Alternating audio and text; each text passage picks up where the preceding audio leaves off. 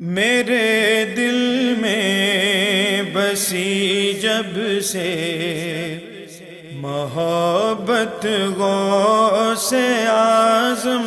کی، میں ہوں رحمت کے سائے میں بدولت غوث اعظم کی۔ ملا علی قاری رحمۃ اللہ تعالی علیہ آپ لکھتے ہیں کہ محدث ابن جوزی یہ وہ عظیم محدث، عظیم عالم دین ہے کہ جملہ مکاتب فکر کے اندر جن کا نام بڑا معتبر نام ہے۔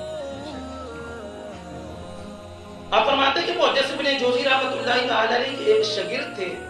اور شاگرد محدث ابن جوزی کے تھے لیکن مرید حضور غوث پاک کے تھے۔ سبحان اللہ۔ تو محدث ابن جوزی نے بھی تذکرہ سرکار غوث پاک کا بڑا سنا، لیکن جہاں پر علم ہونا تو وہاں پر بعض اوقات تھوڑا سا خمار بھی علم کا ہوتا ہے جی۔ وہ بندہ چاہتے ہوئے بھی فقیروں کی محفل میں بیٹھنے کے لیے تیار نہیں ہوتا، اس لیے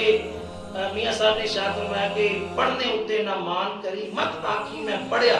او جبار کہار کہاوے متا روڑ دبے دودھ کھڑے۔ کسی نے کہا کہ خدا کے جب حسن تو نزاکت ہے، حسن ہو تو نزاکت آ جاتی ہے، تو علم ہو تو بعض اوقات انسان کے اندر خماری بھی آ جاتی ہے۔ تو آپ صوفیاء سے اتنا پیار نہیں کرتے تھے۔ محدث ابن جوزی محدث بہت بڑے تھے، محدث کبیر تھے، تصوف کی روشنی سے نہ آشنا تھے۔ تو مرید کہنے لگا، آپ کا شاگرد کہنے لگا، حضور چلیے میرے پیر صاحب کی خدمت کے اندر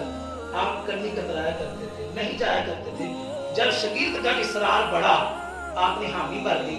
اور فرمانے لگے، محدث ابن جوزی آپ کے استاد صاحب جو پیر صاحب ہیں وہ کرتے کیا ہیں؟ مرید کا حضور کو درس قرآن دیتے ہیں، صوفی ہیں، درویش ہیں، اور سینکڑوں علماء آپ کے شاگرد تھے۔ دل پہ پتھر رکھ کے کڑوا پون پر کے حضرت حضور محدث ابن جوزی حضور غوث پاک رضی اللہ تعالی عنہ کی جب مجلس میں پہنچے نا تو سرکار غوث پاک کی مجلس کا عالم یہ ہوتا تھا، قاری صاحب ایک آیت قرآن تلاوت کیا کرتے تھے، بعد میں حضور سرکار غوث پاک اس آیت کی تفسیر بیان فرمایا کرتے تھے۔ 70,000 کا مجمع ہوتا تھا، لاؤڈ سپیکر نہیں ہوتا تھا، جیسی آواز مجمع کے اندر پہلی صف کے اندر بیٹھے شخص کو سنائی دیتی تھی،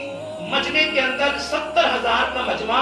آخری صف کے اندر بیٹھا ہوا شخص بھی سرکار غوث پاک کی آواز کو ویسے ہی سماعت فرمایا کرتے تھے۔ قاری صاحب نے آیت پڑھی، حضور غوث پاک نے آیت کی تفسیر بیان کی، محدث ابن جوزی کا شاگرد پاس بیٹھا تھا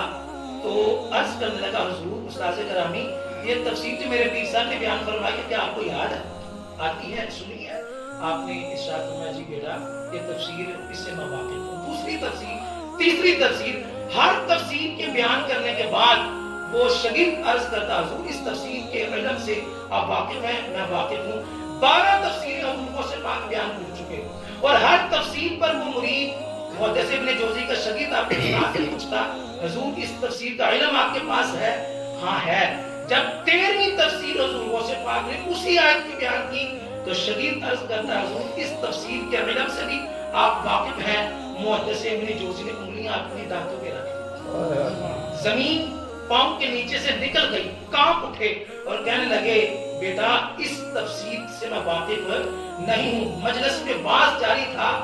13ویں، 14ویں، 15ویں، حتیٰ کہ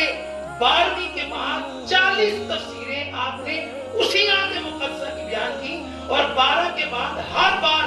شاگرد پوچھتا، حضور اس تفسیر سے واقف ہیں؟ تو محدث ابن جوزی جس پر کپکپاہٹ ہے اور فرماتے، بیٹا 12 کے بعد 40 تک غوث پاک نے جتنی تفسیریں بیان فرمائی ہیں آج تک نہ کسی کتاب میں پڑھی ہے نہ کسی استاد سے سنی ہے۔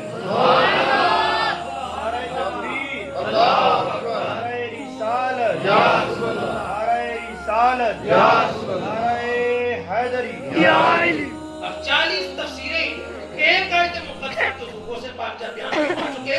تو پھر مولا علی قاری لکھتے ہیں کہ اس کے بعد کیا ہوا۔ مولا علی قاری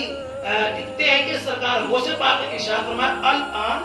نرجع من القال الى الحال، اب قال کا زمانہ گزر چکا، اب آؤ حال کی طرف۔ ظاہری باتیں ہو چکی، شریعت بیان ہو چکی، اب تصوف کی روحانیت کی معرفت کی اور طریقت کی بات ہوگی اللہ کی ایک ضرب لگی جب روحانیت پر معرفت پر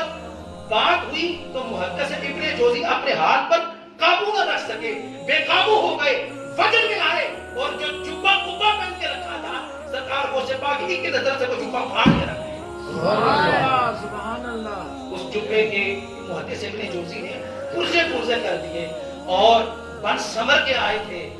اور علم کا خمار لے کر آئے تھے حضور غوث پاک ایک نظر پڑی وہیں پر توبہ طائب ہوئے اور حضور غوث پاک کے مریدوں میں شامل تھے میرے بھائی علم دین سے پیار کریں سرکار غوث پاک نے جو مقام پایا ہے نا تو رسول پاک علیہ الصلوۃ والسلام کے دین پاک کی خدمت کی کیا دین سے پیار کریں گے مسجدوں کو آباد کریں گے قرآن پاک پڑھیں گے قرآن پاک کا ترجمہ کچھ نہ کچھ جو 4 صورتیں ہمیں یاد ہیں جو بار بار نماز